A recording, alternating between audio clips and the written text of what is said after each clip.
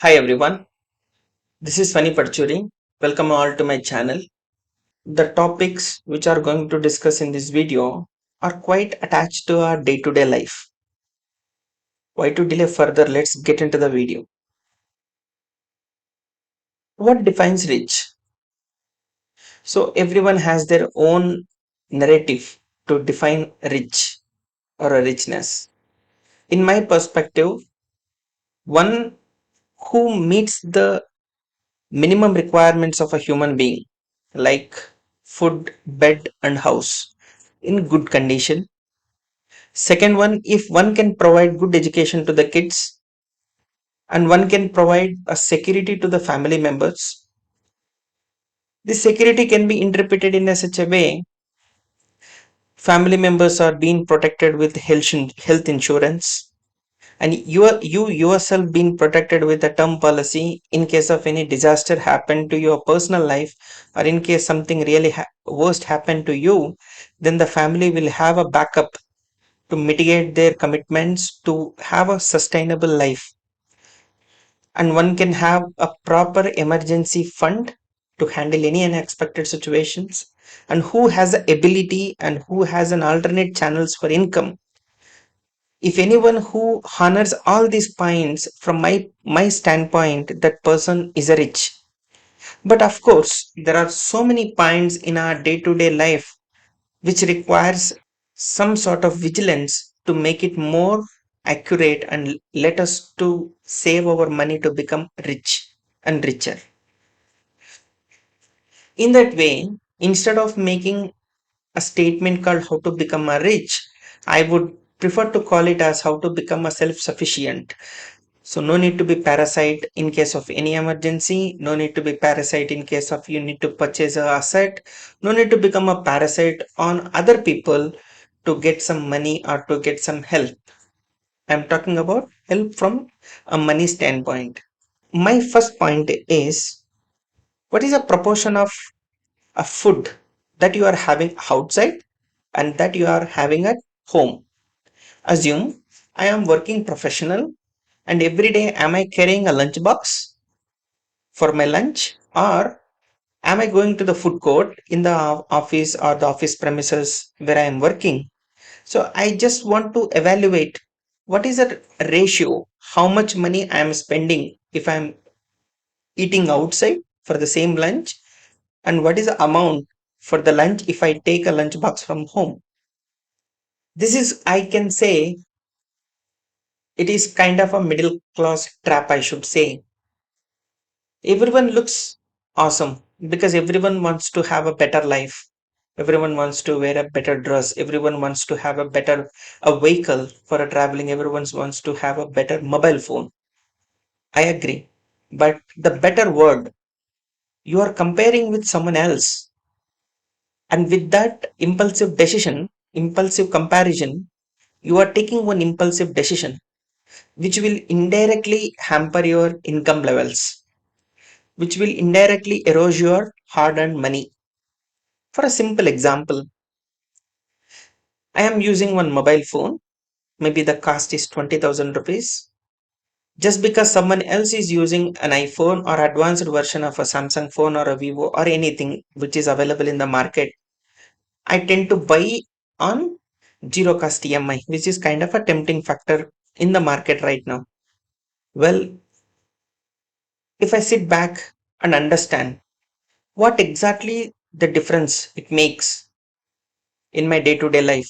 Still I am using green button to lift the call. Still I am using red button to cut the call, and same Facebook, same Instagram, same YouTube videos. But what additional things have been improved by purchasing that product?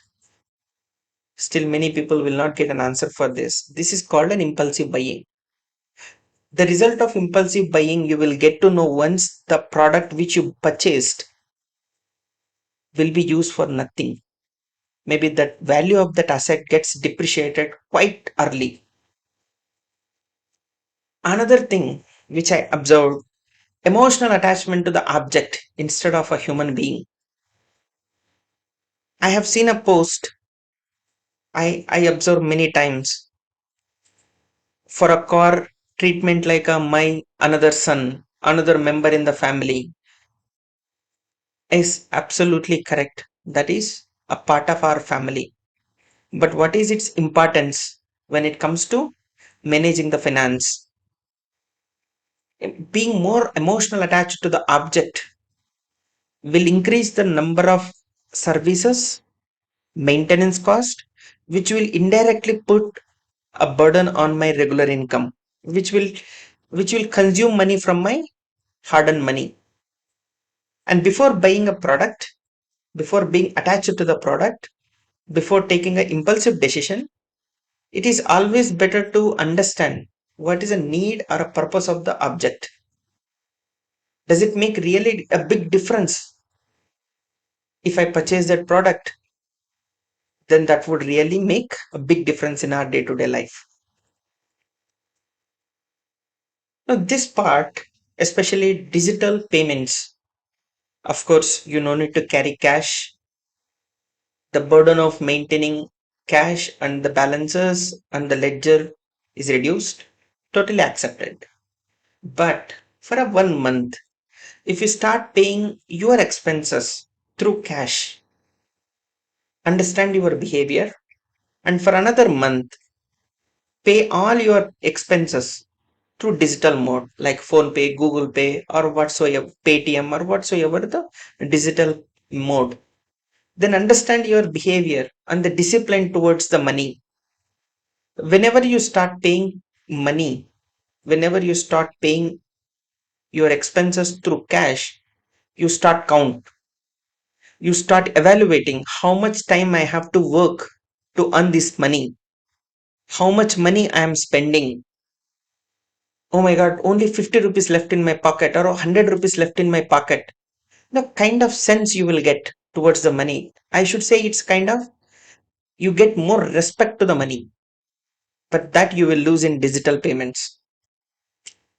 And have you ever tried what are my budget expenses and what are my unexpected expenses? If you are going beyond the budgeted expenses, then that's where you need to sit back and understand what is your financial behavior. And many people that I have seen in my recent times, they're forgetting that credit card comes with a deadline. Beyond that, the charges that it's going to attract is unimaginable. And final, last but not the least, the lack of financial literacy will actually let us land in a financial problem. You no need to go through the complete accounting concepts, financial concepts to become literate about the financials, but just need to understand how the surrounding circumstances will impact my savings, will impact my life, will impact my behavior towards the money.